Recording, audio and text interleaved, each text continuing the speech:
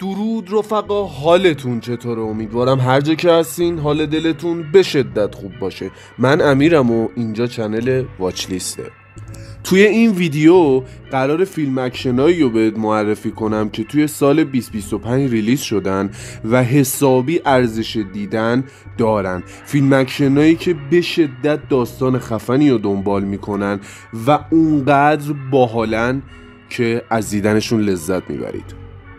پس اگه به این سبک ویدیوها علاقه داری و دوست داری همیشه بهترین فیلم و سریال ها بهت معرفی شه و بهترین تئوری فیلم و سریال ها رو بدونی، چنل یوتیوب من رو دنبال کن و این ویدیو رو لایک کن و نظرتو درباره هر کدوم از این فیلم ها داخل کامنت ها برام بنویس. برو که داشته باشی.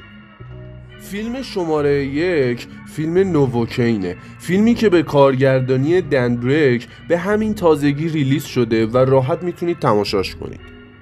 باید بهتون بگم که بازیگر نقش اصلی این فیلم جک کوایده که از آثار خفنش میشه به مجموعه دبویز اشاره کرد. حالا داستان این فیلم خفن چیه؟ درباره یه کارمند بانکیه که به خاطر بیماریش هیچ دردی رو احساس نمیکنه و حالا ناخواسته توی یک نقش قهرمان بازی میفته. این فیلم صحنه‌های اکشن خوبی داره و سعی کردن بیشتر اونا رو فانش کنن تا مخاطب توی دیدن این فیلم حوصله‌اش سر نره. این فیلم تونسته نمره 7 رو از IMDb بگیره که نسبتاً نمره معمولی و خوبیه. فیلم شماره 2 فیلمیه که خودم به تازگی دیدم و انصافاً داستان خفنی رو دنبال میکنه و جاش توی این ویدیو خالی بود اگه نمیگفتم. این فیلم رو حتما بهتون توصیه میکنم تماشا کنید. فیلم سایلنت زون. این فیلم خوراک زامبی بازاست. یک تجربه خفن از ترس و اکشن توی این فیلم هست. این فیلم یه داستان آخر و زمانی رو دنبال میکنه که آنچنان دیالوگای خاصی نداره، بلکه تمام فوکوسشون روی صحنه‌های اکشنشون بوده. داستان این فیلم به شدت دراماتیک و باحاله. دوست دارم خودتون برید این فیلم رو تماشا کنید و متوجه داستانش بشید. فیلم شماره 3 از اون فیلماییه که حقیقتا خودم تعریفشو خیلی شنیدم. اسم فیلم فایت اور فلایت، پرواز کن یا بجنگ. فیلمی به کارگردانی جیمز مدیگان. داستان این فیلم درباره آدمیه که توی هواپیما باید با یه باند خلافکار بجنگه و داستان آدمی رو دنبال میکنه که ناخواسته توی یه مهلکه خاصی میفته که باید سعی کنه جون خودش رو نجات بده. این فیلم صحنه‌های خفنی داره که اصلا امکان نداره شما رو خسته کنه و یه تجربه باحال رو براتون دنبال میکنه. این فیلم تونسته نمره 6.5 از IMDb رو بگیره و فیلم بعدی خودم هستش که میخوام تماشاش کنم. حتما دوست دارم نظرتون رو درباره این فیلم توی کامنت ها بدونم.